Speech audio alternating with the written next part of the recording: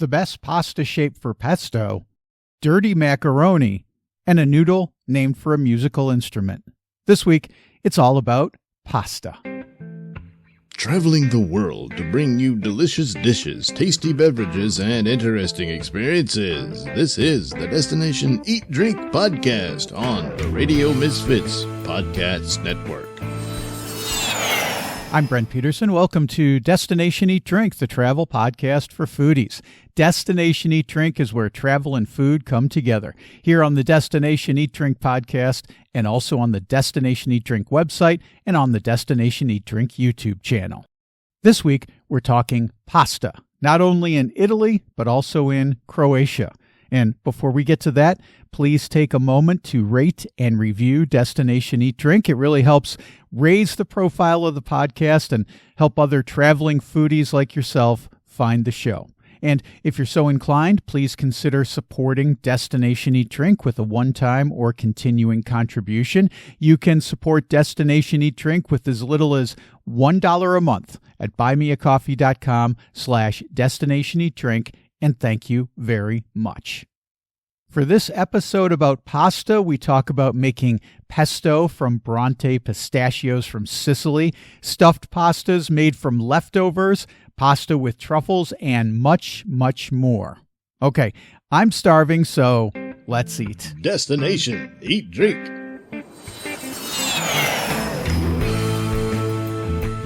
Katie Parla is a New York Times best-selling author, podcaster, and foodie tour guide based in Rome. She talks about some pesto and pasta from her new book, Food of the Italian Islands.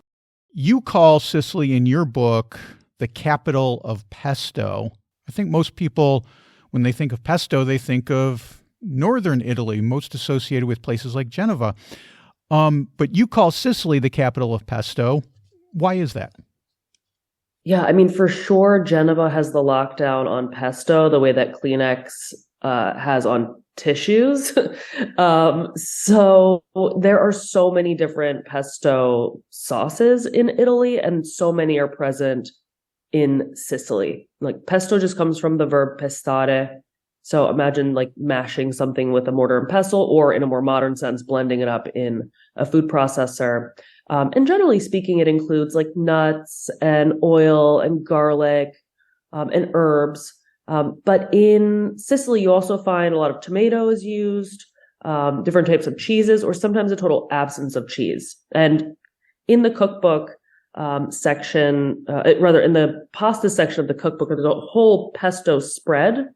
Yes. And it includes pesto from the Aeolian Islands, pesto from Trapani, pesto from Pantelleria, pesto from Linosa, and then we even dip over to Sardinia for pesto in the style of Carlo Forte. There are also a couple pestos in there that aren't necessarily rooted in a specific place, but have become kind of like a pan-Sicilian pesto that you might find on a neo-trattoria menu, like pistachio pesto tends to be pretty common, something that grew up around the Bronte pistachio tradition, around Mount Etna, and then now is spread, all over the island. And when I say island, I should really, when we're speaking of Sicily, we should call it islands, right? Sicily is the sort of mainland in this analogy. You have the Aeolian Islands in the north, Ustica off the coast of Palermo. You've got the Egadi Islands. There are so many little island chains, or sort of individual guys like Pantelleria hanging out there on their own. It's an island nation of sorts. I'm so glad you brought up pistachio pesto for a couple of reasons. First of all, the Sicilian pistachios are unbelievable. We get good pistachios here in Portugal, but in Sicily, they are totally different level. And as I was reading that chapter on pestos, you have all these different pesto recipes, and I got so hungry, I pretty much put it down and said, all right, I got to make this pistachio recipe. I think I have all the ingredients. And I went into the kitchen and I had everything for the pistachio pesto recipe except for the mint. And I said, well, you know what? I'm going to make it anyway. It's fine. I'll just omit the mint. You're the pesto. You're the pesto boss. And it tastes good no matter what. It was good. It was really, really good. But a couple of days later, I went to our local market, and the vendor who I always go to, she gave me a bunch of mint, and I went home and I made the recipe again. And I got to tell you, Katie Parla, next level when you add in fresh mint to your pistachio pesto recipe. I'm glad it was a hit. Can I give you like an even simpler recipe that Sure. As long as you have pistachios in the cupboard, you probably have the other stuff too. There's a recipe in the dessert section called crema di pistacchio, and it's just made with salted shelled pistachios, a little bit of sugar, and some water. You buzz it up, and it's so freaking delicious. And you spread it on bread like Nutella, but it's not full of chemicals, so that's awesome. And it's so, so delicious. Man, that is going to be a huge hit in my house because I love pistachios, but my girlfriend, she loves pistachios. So, yeah, I'm going to definitely be doing that when the need arises, which will probably be tonight. When we talk about pestos, when we talk about any kind of pasta that we're serving, the question is always what kind of pasta, what shape of pasta do we serve? And pestos, you just very nicely described how many different kinds of pestos there are, but it generally comes as a sauce, as a condimento. Do you have a favorite kind of pasta shape, a type of pasta that you like to serve with pestos? Yeah, I kind of go the traditional route where in Italy, whether you're in Genova or Carloforte in Sardinia, Trapani in Sicily, you're either going for like the fusillo vibe, which is a twisty pasta. It would be called trofie in Genova and also in Carloforte because the people who founded that village are of Genovese origin. Busiate, which are like these sort of long curly fusilli, are really typical of Trapani. Or still following the traditional pairing, I'll go for like a long strand, linguine, spaghetti. Those are all good because like this is not a saucy sort of chunky type of situation where you might need a tube to scoop it up. But instead like something that allows the sauce to cling to the architecture of the noodle. Now that's not to say I would turn down rigatoni with pesto. Of course I would eat that. But I generally go for like the twisty fusillo vibe or a long strand. Cecilia Puccia is the co-founder of I Eat Food Tours and Events. She takes hungry travelers around her city of Turin, Italy. Cecilia tells me about a characteristic stuffed pasta from Piedmont. One of the first things I'd like to do is go and get a plate of agnolotte, which is the pasta of Turin. Can you tell me a little bit about the agnolotte? Absolutely. Agnolotti are a typical stuffed egg pasta and from Piedmont, and the peculiarity is that the filling is made from cooked meat. Some ancient recipes call for even for 3 different types of meat, which are beef, rabbit, and pork. Anyway, roast beef is generally the most used, and pasta is served with meat broth in the cold season or with beautiful, simple butter and sage sauce, which is always delicious for season good. Another peculiarity is the very, very tiny pasta sheet. You must be able really to read a newspaper through it, they say. It has to be tiny as the transparent, as the veil of a spouse. That means that really you enjoy both the pasta and the filling. Because if the filling is a really good one, you want to taste it. And if you cover up the filling with the sort of kind of a plastic pasta, so if the pasta sheet is not tiny enough, then you only taste a sort of rubbery pasta. But if the pasta sheet is super tiny, then the ingredient become the star. And if your filling is a very well-made filling, then you have really an explosion of pleasure, both for the body and the spirit. And speaking of reusing your leftover, well, actually, the agnolotti So in general, the pasta, the stuffed pasta, was born out of necessity more than out of virtue. In what sense? Well, in the past, and there are traces of stuffed pasta like agnolotti in paintings from the 1200s. In the past, of course, they had to be ingenious in the kitchen. So agnolotti were made out of the leftover, whatever it was. And still now, until now, there are some small villages in Piedmont that make the filling with also cabbage, for example. So whatever was left over at the end of the week became the filling for stuffed pasta. So that is what Petrini, the founder of the Slow Food, highlighted in one of his festival a few years ago, and also in some events where we were able to participate. He said, we must go back to the ancient knowledge of the grannies, of the nonnas, because nonnas had the power to really create the most amazing recipes that are still famous and popular and glorious these times. So they are sort of evergreen masterpiece recipes that travel through the time. So this is what he highlighted, and he said in the past they were so ingenious because they had to be.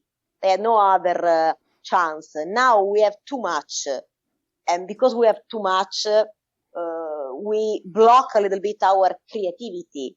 And agnolotti actually are a product that came out of necessity, of course, out of the pleasure of still enjoying something delicious, because they tasted beautiful, even with the good leftovers. And they were the typical dish, the typical Sunday dish.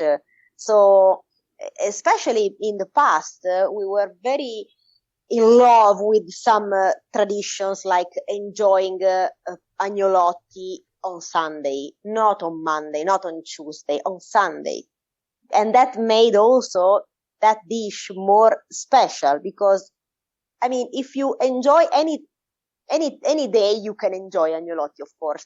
But it's like, if you do that, it's like, I don't know, their power goes a little bit down. If you keep it special for a special day of the week, you give also them more glory.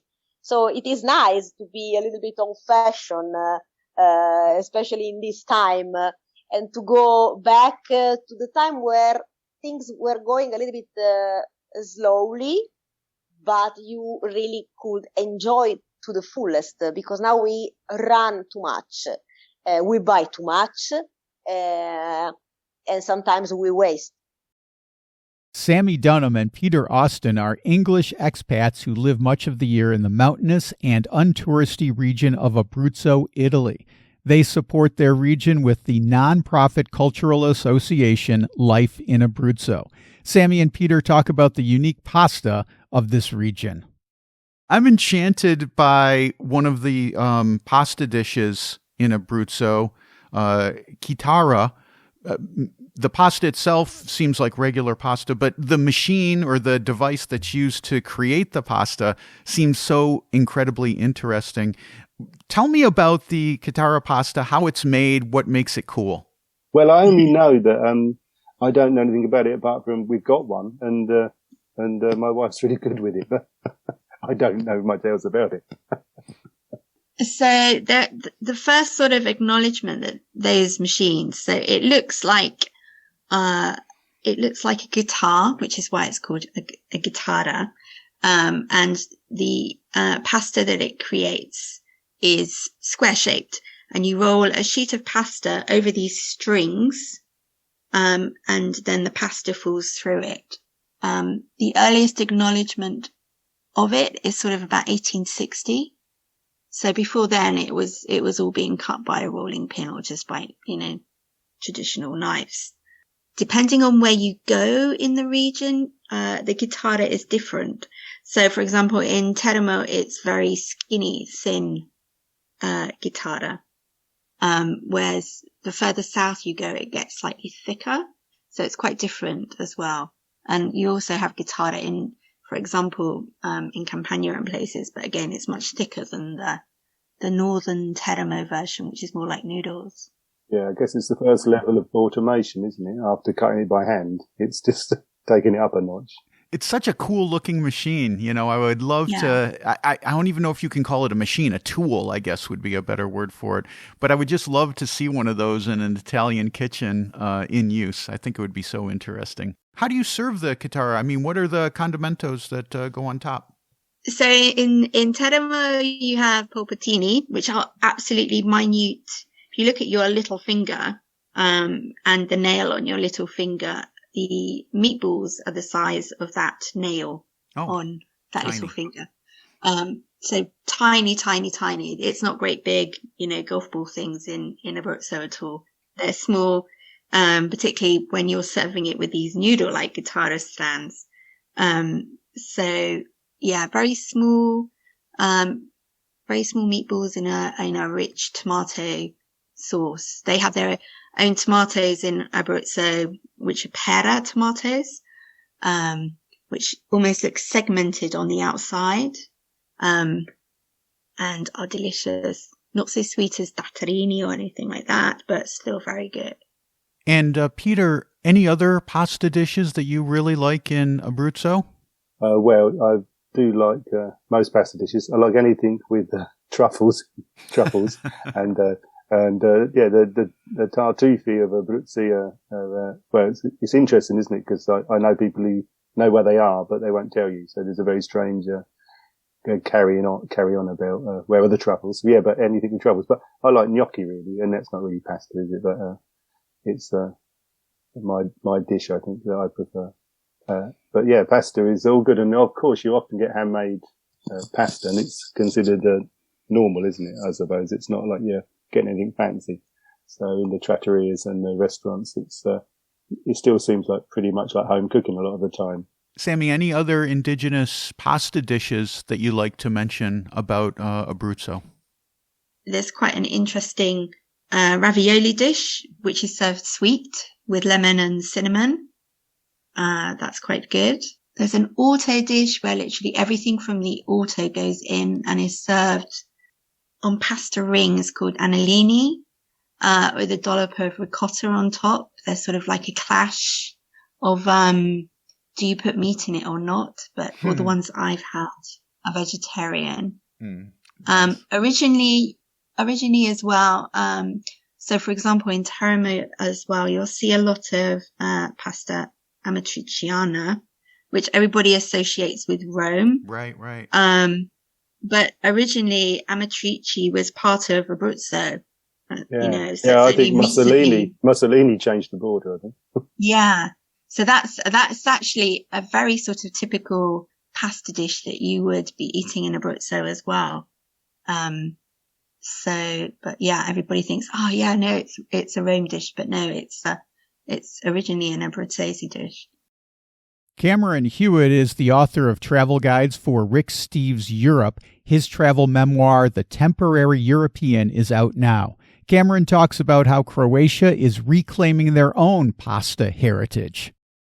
You know, speaking of these islands, there's an island called Pag, P-A-G, that I actually haven't been to, but I love the cheese from there. There's a special cheese, a sheep's milk cheese, if I'm not mistaken. Yeah, it's called pashki sir. Pashki is the adjective form of pog, so it's pashki sir, pog cheese.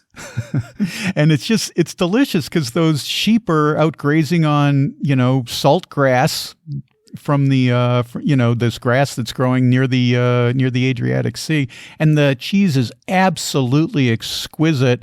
I would imagine that going there and having some of the cheese would be a real great experience. Yeah, absolutely. And, it's fun because each island has its own sort of claims to fame. So that's part of the fun of traveling place to place. And it's interesting because pug cheese has always been, even years ago, that was recognized as sort of a great kind of Croatia-wide specialty. But one thing I've noticed more recently is the sort of foodie sensibility is becoming a little more appreciated and understood among the people of Croatia. And so, whereas you used to go to a restaurant in a place like Korčula, and it would just be a generic menu of pasta dishes you could get anywhere, like spaghetti carbonara or something, they're starting to really try to go back to their roots and find dishes that are a little more unique to the island. And I think it's fun to watch this happening, because I think it's sort of like, well, we eat this kind of very specific kind of pasta preparation and noodle on this island, but that's just for us. And for the tourists, we give them the spaghetti carbonara or the spaghetti with tomato sauce. And now they're starting to realize, oh, actually, when people come here, they really want to try what we eat. And so it's been fun to watch some of these things get elevated a little bit more. It's so funny when that happens, because, I think the mentality is, oh, no one is going to care about this. We're just going to give them, pizza or, whatever dish that they're familiar with. And now, like you said, people are coming specifically to travel on their stomach and to, find these unique dishes. What are some of these dishes that you've enjoyed as you've been either island hopping or maybe in and around other parts of mainland Croatia? Well, for example, there's a noodle that is called makaruli, which is very close to the word for macaroni. But it's not exactly like an Italian or an American macaroni. I think they're usually hand rolled, and it's kind of folded over. So it is a tube shaped pasta, but it's hand rolled. And that's an example of something that I don't remember seeing on too many menus at all, even 5 years ago, but certainly 10 years ago. That was not something that I was aware of. And I've noticed Korčula, Dubrovnik, in the southern part of Dalmatia especially, I start to see that on every menu. And the preparation that they are pushing these days is šporky makaruli, which is dirty macaroni, basically, which sounds unappetizing, but it's actually really delicious. It's got like a beef stew, kind of a slow simmered beef stew made with red wine and usually seasoned with cinnamon. So it has a little bit of a different flavor to it. And they put that over the makaruli. And it's really delicious. So it's kind of fun.